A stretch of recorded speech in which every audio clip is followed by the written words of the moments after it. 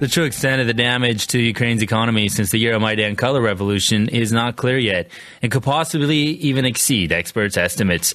Now, should the ceasefire in the east hold, humanitarian organizations could then filter into the region to gauge the total damage brought about by Kiev's punitive operation. As for Ukraine as a whole, the end of the year statistical data will demonstrate the full impact of Ukraine's coup and civil war on the country's international standings. Now, joining us live on the phone is Michael Hudson, the president of the Institute for the Study of Long-Term Economic Trends. Hello, Michael. Welcome to the show. Thank you very much. Good to be here. Well, Michael, let's just start off. Why hasn't the issue of Ukraine's economic devastation since the coup and civil war gained mainstream media attention, in your opinion? Because of what we in the West call cognitive dissonance, it's very hard for Americans and for Westerners to realize that Europeans are backing a kleptocracy, a very bad regime, and that the strategy basically is to force Ukraine into debt and make it the kleptocrats sell as much property as possible to Western investors. Most Americans and most Europeans are against genetically modified grains. And yet there's a big purchase of farmland and genetically modified crops by Monsato. Most of Europe is against gas fracking, and yet a lot of the kleptocrats in Ukraine are sending in fracking operations and drilling equipment with the army as they move into the east. And the east, even before the Civil War broke out, had opposed the fracking process. So the strategy seems to be to force Ukraine into debt that it can't pay, and then say, well, you have to pay by selling off your oil, your gas lands, your agricultural lands, and you have to let us do things that in the West we won't let our own people do. You have to let us do what Europe won't do. But you touched upon several different things that I'd like to come back to, but isn't that what the IMF does? They go in and they bankrupt countries, and then all of a sudden, hey guys, now you have to play by our rules if you want the money. That's exactly what it does. It forces them into debt, and then the World Bank comes in and privatizes. And that's cognitive dissonance in the West. They don't want to admit it. It's sort of too embarrassing to put in print. Now, going back to several of the things that you mentioned, number one, fracking. Fracking is a great story because, as you said, in the East, many of the villagers were opposed to it. Now, since there's a military conflict there, all of a sudden the villagers are, or the people that live in that region are now concentrating on other things, namely staying alive or maybe getting food that they need on a day-to-day basis.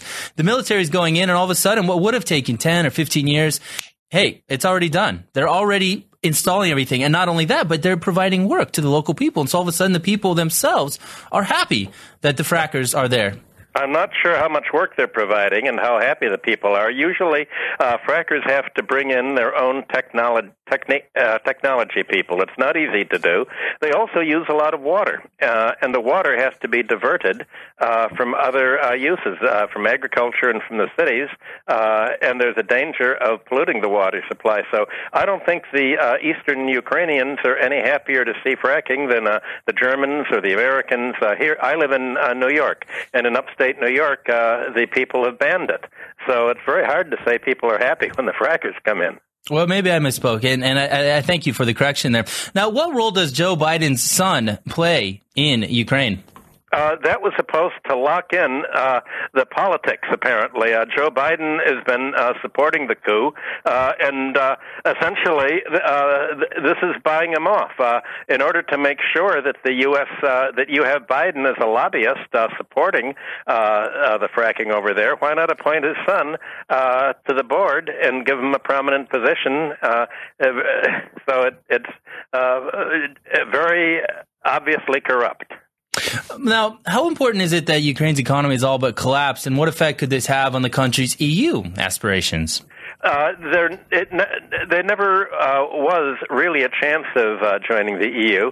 The problem's not only the EU aspirations. The problem is that if it follows the World Bank and the IMF and the American pressure to grow genetically crops, Europe won't import them. Europe has rules against labeling, and so it's almost as if the United States is telling Europe, look, we're going to drive Ukraine bankrupt unless you agree to change your position on genetically crops so that you can buy from Ukraine. And by the way, if you buy from Ukraine, you also have to buy from us now.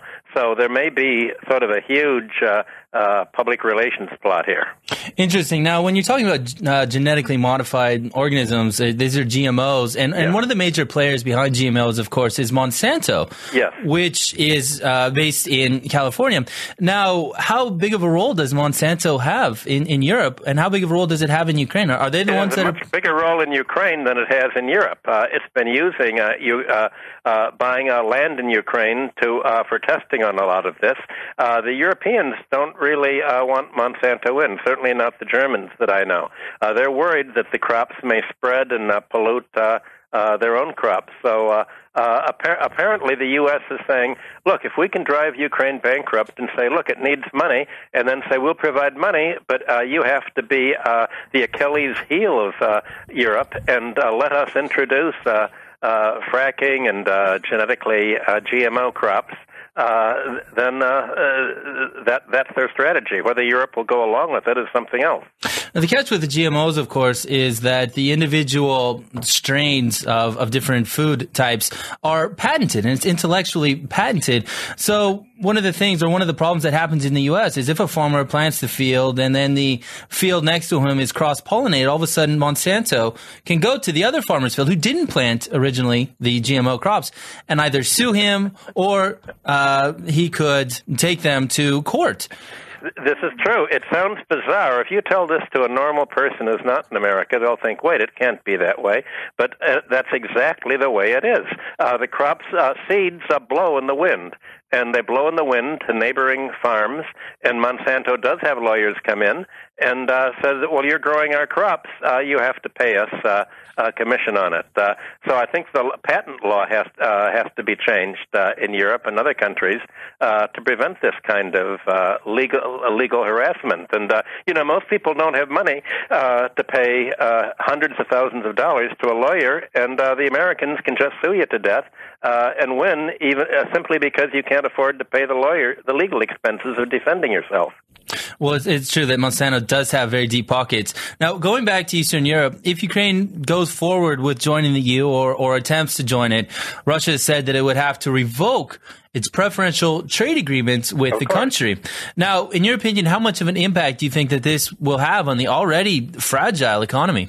The economy is in a state of collapse already. One of the problems is that as the currency is going down, this means that the foreign debt rises to more than 60% of its GDP. And the reason that's important is because Russia has made loans on a commercial basis to Ukraine, and if the Ukraine, to protect itself, Russia does just what international investors do. They say, if your debt rises to a certain level, then you have to pay back the whole thing in full, not just the interest. So all of a sudden, Ukraine owes much more than it can pay. There's no way that it can join the EU unless the EU agrees to essentially bail out Russia, to pay Russia for gas.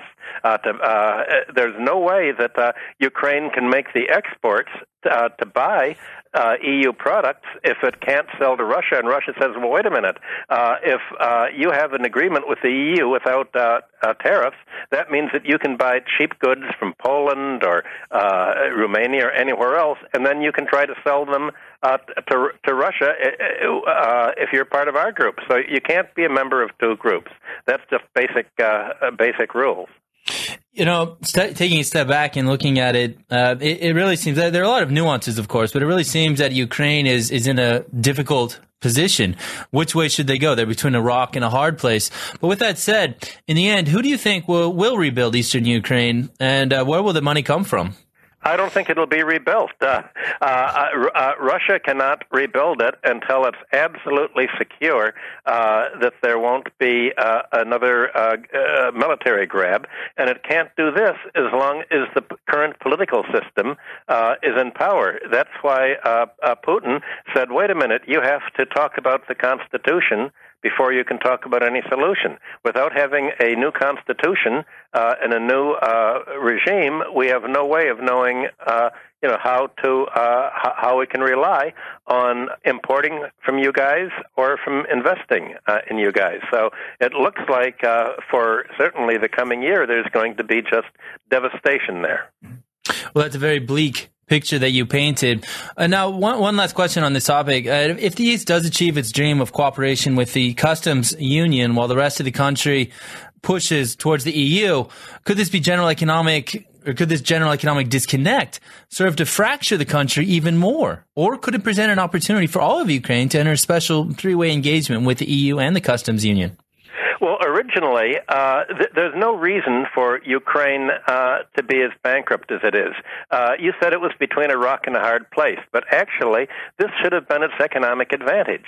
It should have been a bridge, either like Finland or like Austria was after World War II. It could have been a buffer zone between the East and between Europe and Russia, and profited from that very much. So, but instead, foreign political operatives, mainly from the United States, as you all know, Victoria Nuland of the State Department said, look, we, meaning the CIA and the National Endowment of Democracy, have paid $5 billion to corrupt your leaders, to buy them off, just to pay them to do what we tell them to do. And we call that democracy, meaning pro-American policy is what Americans mean by democracy. So they've already corrupted the whole country. In order for Ukraine to be able to be a real bridge and profit, it has to be able to say, look, we've been, there's a lot of corruption that's sponsored by the United States. We have to take back what the kleptocrats have stolen. We have to just get rid of this influence and do what's best for Ukrainians, not what's best for Washington and its cold warriors. Well, the last question I have, if I may be so bold, are you suggesting that corruption is actually part of U.S. state policy? That's what they were told ever since the Nixon administration, that it's very, you don't have to invade a country, you can simply buy off its leaders. That's the democratic way and the pacifist way of taking over foreign countries. You don't need drones, you don't need an army, all you need are people willing to take bribes and do whatever they're told by the United States. This is how the United States has worked for many years. It's certainly how all of us who've worked with Washington have been told how it works. Well, on that note, I'd like to say thank you for joining us, Michael, and I'd love to have you back to discuss this further. I'm sure that Ukraine will be in the news for much longer or much more to come. Now, speaking to us live on the phone was Michael Hudson, the president of the Institute for the Study of Long-Term Economic Trends.